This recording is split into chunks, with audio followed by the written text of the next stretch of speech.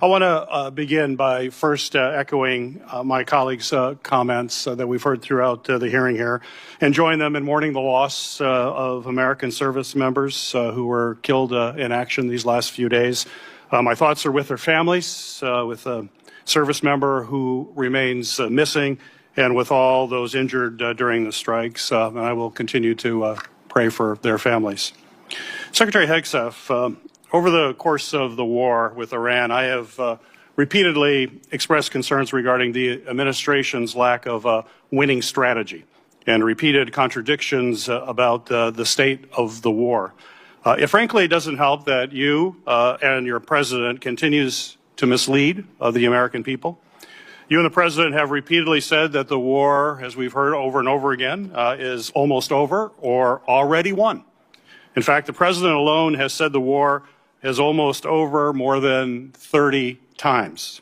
On March 1st, the president said, we'll be done in 4 or 5 weeks. On March 9th, he said the war was very complete. On April 8th, he declared total and complete victory, 100%, no question about it. On the same day, you declared Operation Epic Fury was a historic and overwhelming victory on the battlefield, a capital V military victory by any measure. And yet today, July 21st, we have soldiers whose remains are sadly going to be returned to their deeply grieving families tomorrow. Clearly, the war is not over yet. After months of conflict, our strategy to win remains unclear.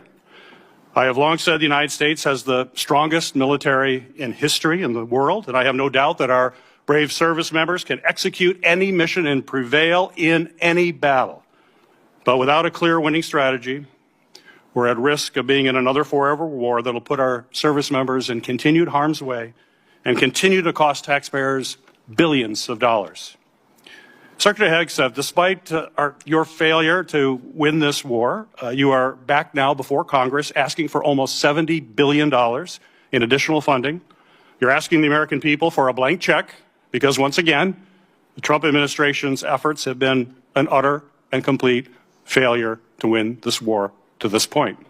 So my question for you, sir, is how is your strategy different than what we've seen in the past? So far, we have not seen a strategy that's been successful. You mentioned nuclear material as the primary goal of the war. It still exists. We haven't dealt with that issue yet.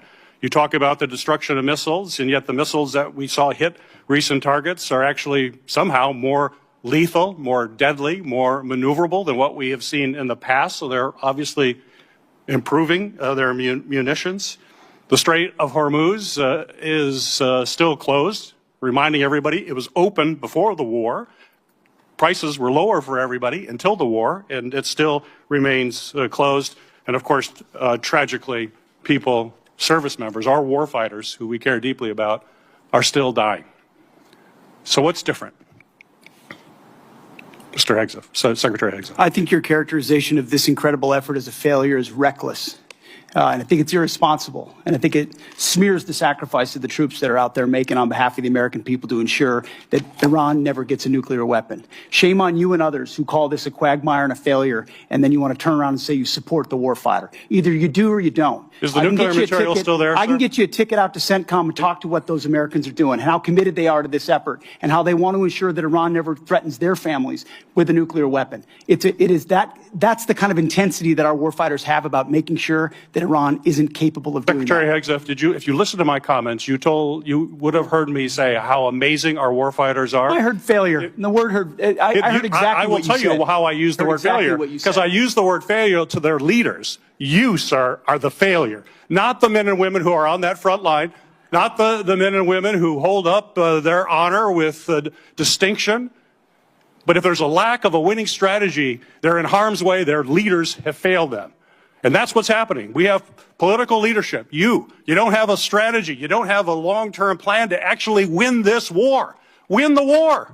The men and women are going to be able to do it, but they need to have leadership. When will you show leadership? When will you show leadership? Why don't you show some leadership and stand up to your fellow Democrats who won't fund the troops, who stand and play partisan politics while you don't give us the money? You want to stand up here and talk about the troops? You won't show any political courage to actually fund our department because you have Trump derangement syndrome and can't actually commit to anything meaningful. So I put this on you, Senator. Secretary Hegseth, you have trillions, you have over $1 trillion. You're asking for $1.5 trillion.